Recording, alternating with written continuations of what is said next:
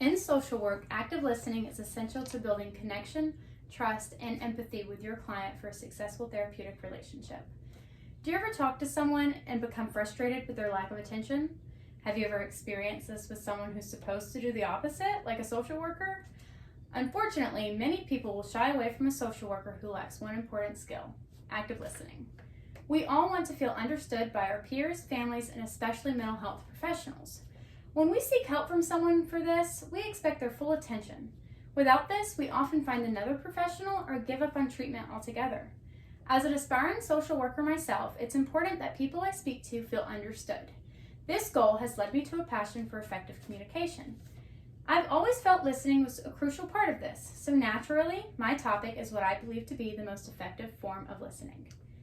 Today, I'd like to explain active listening and its history. I'll illustrate how it connects to other essential skills. Then, moving into techniques and impacts, we'll see why it's so beneficial. Established in 1957, active listening is an important communication skill that goes above and beyond hearing. It involves active engagement with the intended message. Carl Rogers and his colleagues wanted to know why some counselors were better at treating patients than others. At this point, most techniques involved probing, analyzing, judging, and advising.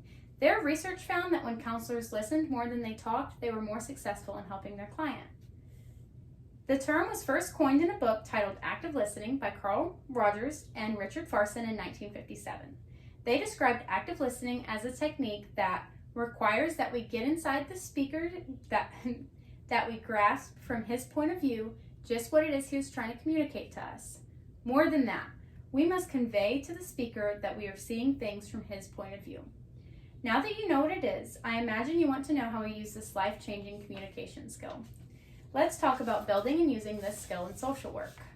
Many communication skills come together to build active listening. Empathy is one of the biggest components. Dr. Amanda O'Brien at PositivePsychology.com points out that active listening has even been referred to as the measurable dimension of empathy. Empathy, at its core, is understanding and feeling someone's experiences. Without it, you'd never be able to grasp the speaker's experience and reflect it back to them effectively.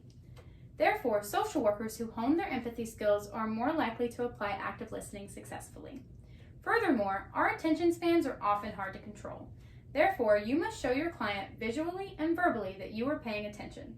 This attentiveness skill includes removing distractions and shutting down your internal voice so that you can focus on the speaker. As social workers acquire these skills and practice active listening, they will intake a lot of visual and verbal information.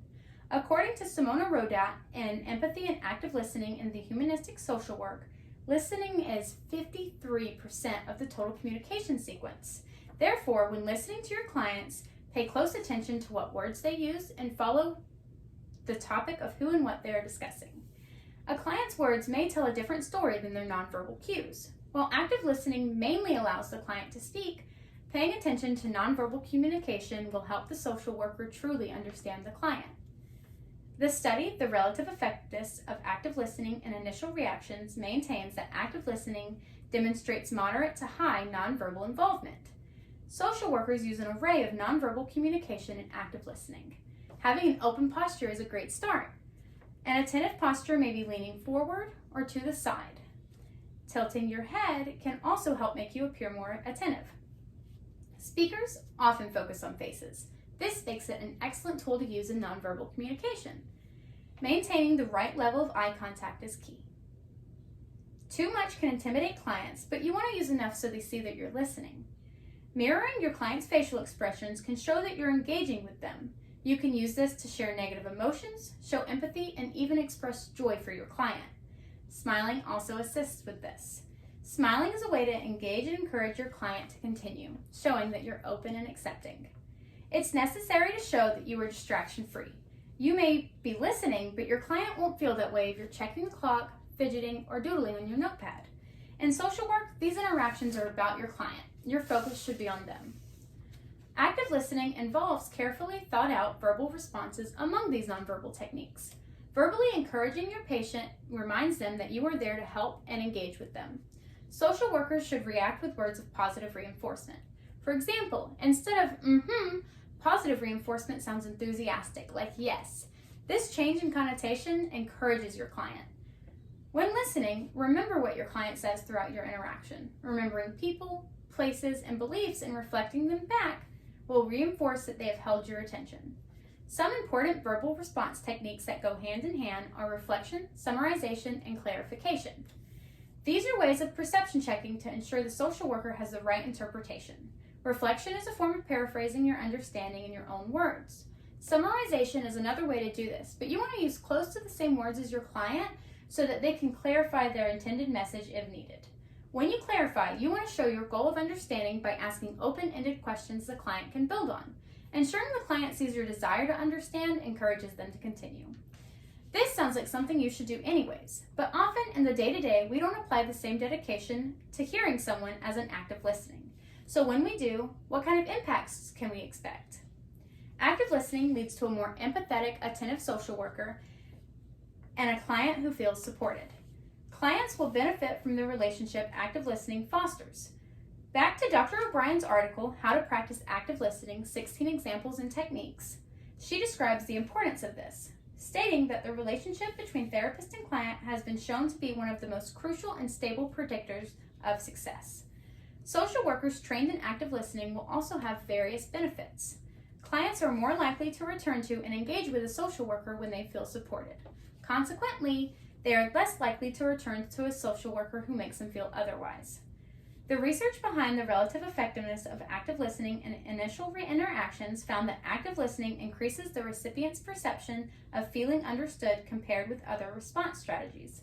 This evidence supports that active listening benefits the foundation of social worker-client relationships. Being trained in active listening also benefits new social workers. A study Dr. O'Brien mentioned found that education in active listening created greater levels of confidence in the students. Also, most social workers are passionate about helping people. Active listening in social work, value and rewards, an opinion piece from aspiring student Patricia Smith, claims, "I have found that this skill rewards me with something money cannot buy." Patricia is one of many social workers fulfilled by active listening.